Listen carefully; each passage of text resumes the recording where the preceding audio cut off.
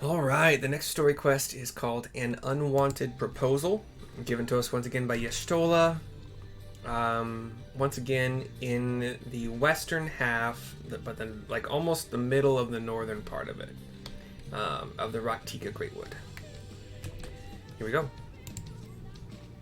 Let us hurry to Slitherbough. The others are waiting. After we've returned, the two of you should rest a while. No doubt Runar will be eager to have you sample his cooking. As soon as I discover anything of import, you will be the first to know. Okay. I'm just gonna teleport. Hundy Gill, yo. No, I will not use a ticket for that.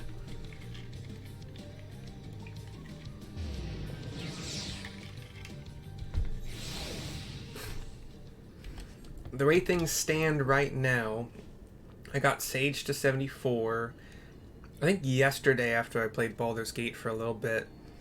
I played a lot more Baldur's Gate than I recorded video of it because I was at my camp messing around with the tons of barrels and crates and chests and such that I picked up, trying to like make it look cool in the camp, blah blah blah. But, after that, I didn't really want to do anything more story wise or explore, so I just came on here and did some dungeons.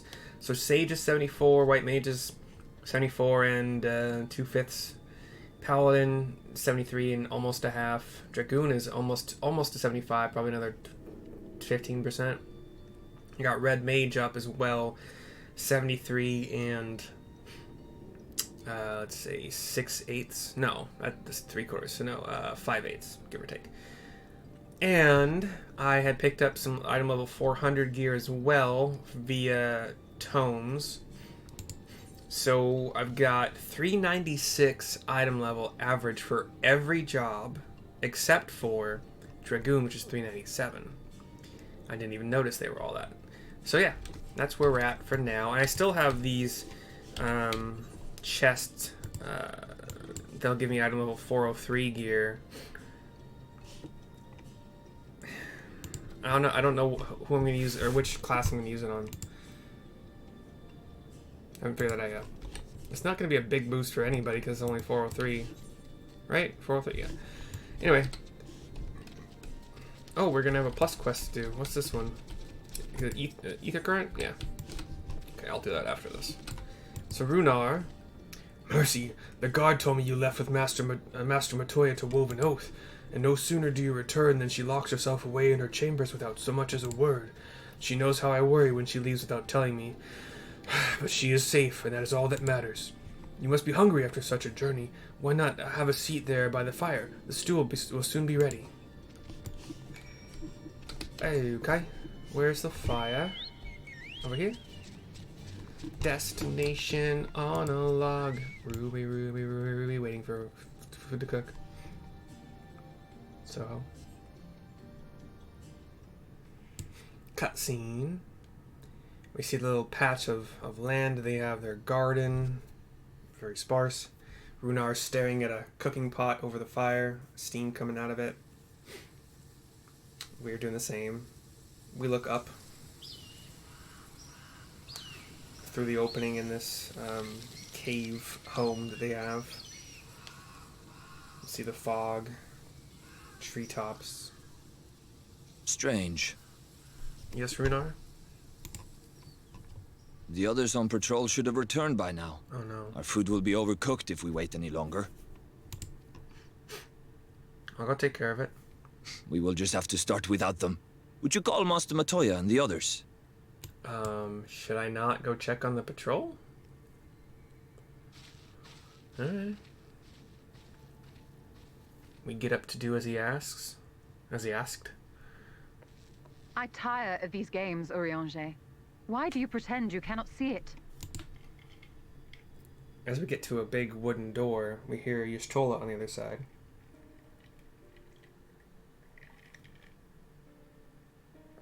The blessing may spare her the fate of becoming a Light Warden. But you cannot be blind to the nascent corruption. She is not as she was in the source. What? Fine, what are you talking about?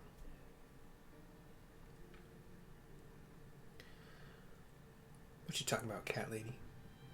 Turning on your fellow cat lady. though I have no proof. I fear that the light which poured forth from the Wardens was not negated at all.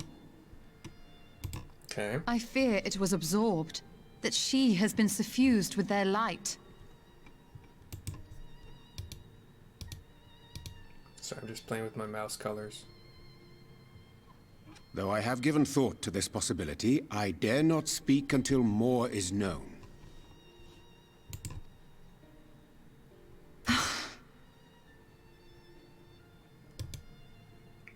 By the time you deign to enlighten us, it may be too late, if it is not already. Urianger, I know full well, after all these years, that you have only the best of intentions. Well, then chill But out. that does not make it any easier to put my faith in a man so infatuated with secrecy. I have had my suspicions ever since the Exarch bade you speak that day. But now I must ask. The 8th Umbral Calamity and all that followed. Everything you claim to have seen. Did you?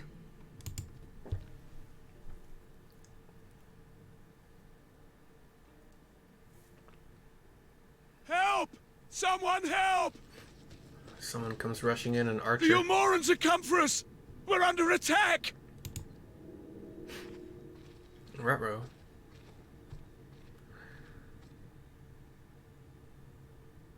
Cutscene fades. Meanwhile, in Eulmore, we see the grand, excessive luxury, the Sin-Eater lion, the big fat leader dude, the grand gold doors open, the 2 jester ladies, followed by the Exarch, come in.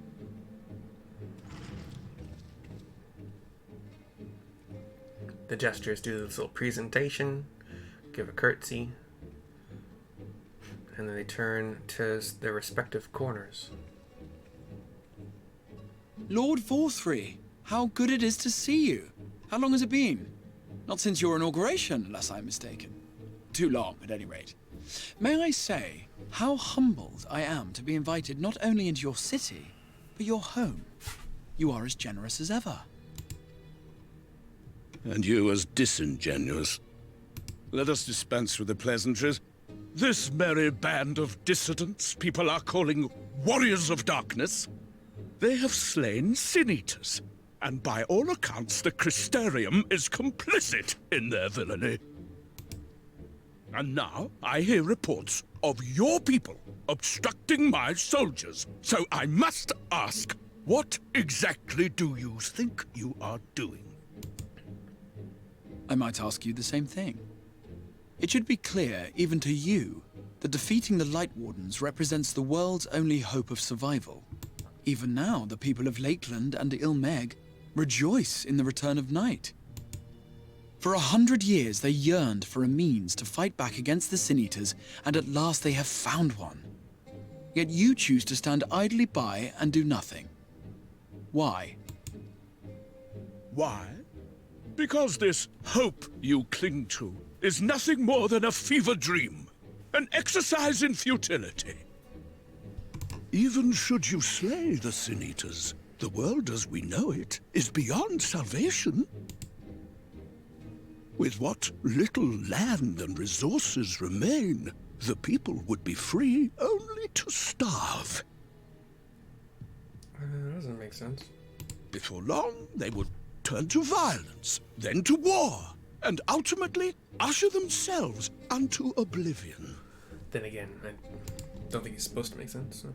They require a firm hand to shepherd them from the edge. The hand of a king. Nay, a god. I will see their dreams fulfilled, their wishes granted. I will give them peace, order, and they shall never want for bliss.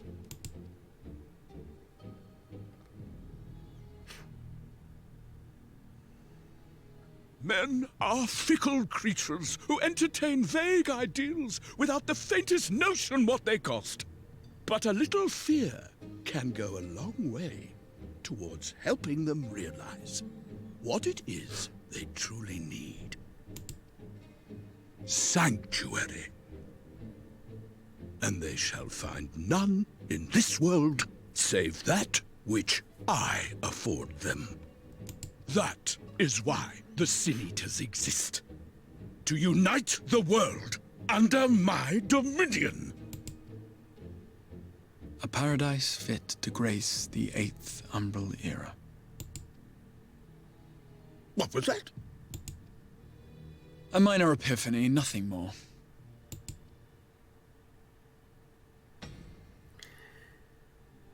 You have always held sway over those around you. Those who defy you must submit or die. What sits before me is the inevitable result of bloated privilege and unchecked power. But man is more resilient than you think.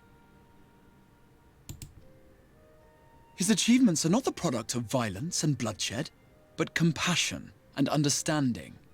This calamity is but another crisis to be overcome. And we will, once we eliminate the Sin Eaters.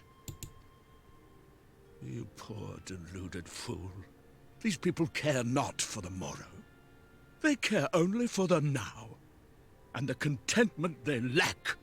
What good is a paradise to them if it is 1,000 years in the making? Or even 100?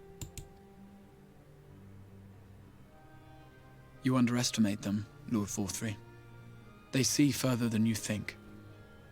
I have beheld it in the blood and sweat and tears of those who would sacrifice everything for a future they may never know, that their children may never know. I have beheld it in the hopes and dreams of those who came before, which we bequeath to those who come after, that they might in turn build upon the foundations laid by our forebears. These are the bonds which hold man and his world together, not your gilded chains, and I will resist your every effort to shackle him.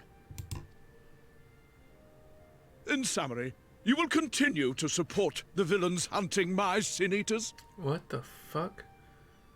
Lord Vauthry, in his left armpit, it looks like there's another fucking face. Like there's a there's a nose, there's a forehead there. Why am I only now seeing this for the first? Is something about to happen with it? Because that's new to me. With tremendous enthusiasm, for I have faith in the future they would build.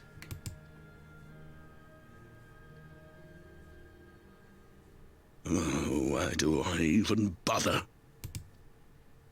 Fools, the lot of you! So naive! So painfully predictable! He could have done a little bit better with his facial animation. He is not pushed, like his lips have not come together at all for the P sound. Painful. Unless he's being puppeted. Maybe that's an indication. I mean, he is being puppeted, but like not Did you imagine I did not know your mind? That I would wait until after this meeting to dispatch my forces? Even as we speak, they march to the Sin Eaters' defense. Excuse me, sorry. Insurrection will not be tolerated! The Exarch does not seem surprised or miffed by this. The people of this world are mine to rule, mine to command! His right hand has started to glow with this like pulsing, wavy, purpley pink energy. He holds it up. And you are no exception! Throws the energy at the Exarch. And it just washes through him. What? And he How did he- disappears. I'm pretty sure... Insolent swine! I will not stand for this! Do you hear me? Once again, Vauthry is pounding the ground with his large, meaty forearms. He was an illusion the whole time.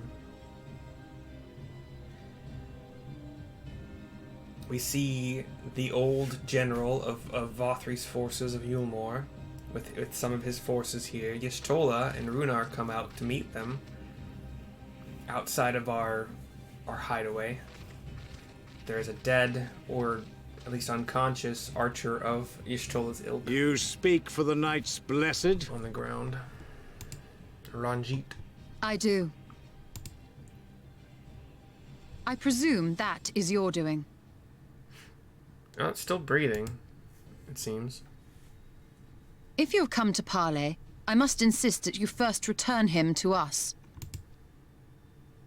You're in no position to make demands. He's only got like 10 people at his back, but I'm sure there's more. 3 are in black with staves, 4 are in red armor with pole arms or great axes, and probably 1 with a sword and shield. And then him. We are hiding a little bit into the... By Lord Vauthry's decree, Raktika now falls under the governance of Eulmore. You will henceforth answer to us. I have a feeling that's not going to happen. Is that so? And the children of the Everlasting Dark have acquiesced to this madness.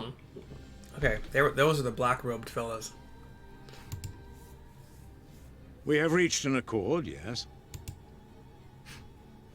Too many times have the Knights Blessed shunned Eulmore's overtures of friendship. The risk that you harbor hostile intentions has grown too great to ignore. Therefore, his lordship has claimed dominion over this forest and bestowed executive authority upon the children of the Everlasting Dark. In his wisdom, Lord Vauthry has agreed to recognize ours as the only permissible expression of dark worship. It's one true faith. A blue, kind of dark blue skin, purple hair with some red streak, Elzen-looking dude with a kind of gnarled, twisty wooden staff has stepped forward as the voice of the Everlasting Dark. You and your false creed are a blight on these woods. A foul, unholy corruption that must be cleansed. Little wonder the Warrior of Darkness visits both Lakeland and Ilmeg, yet shuns Raktika. Your perverted teachings hold blessed shadow at bay. Did you not? I killed a lot of your people. What are you talking about? How'd you not know I was here? You have accepted the yoke of Eulmore to spite us, then? Fools. Darkness will never return to these skies while they hold sway. Those of you minded to obey his lordship are to make for woven oath with all haste. We will leave you, that you may have time to prepare. Woven oath? Are you suggesting we abandon our fate to join those salads? Faith, not fate. What has your faith afforded you thus far? Nothing! We will guide you along the righteous path. And should we refuse?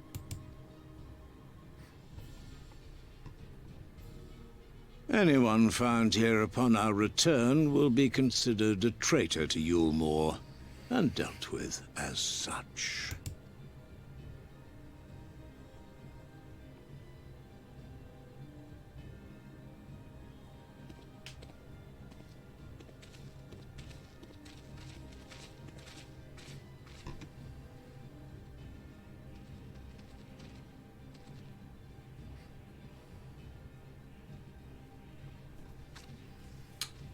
The rest of us emerge from the entryway to... We will discuss these developments after I have tended to our casualty.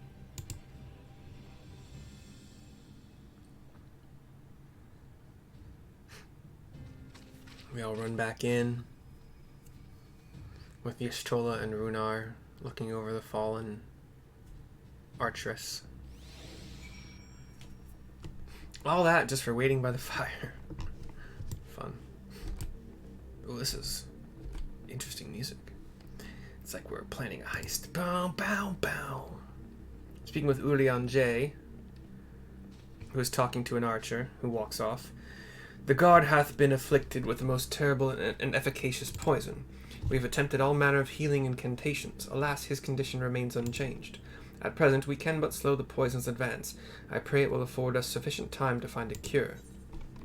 An unwanted proposal is complete. The sponsor, non-sponsor for this video is Skechers men's non-slip black shoes.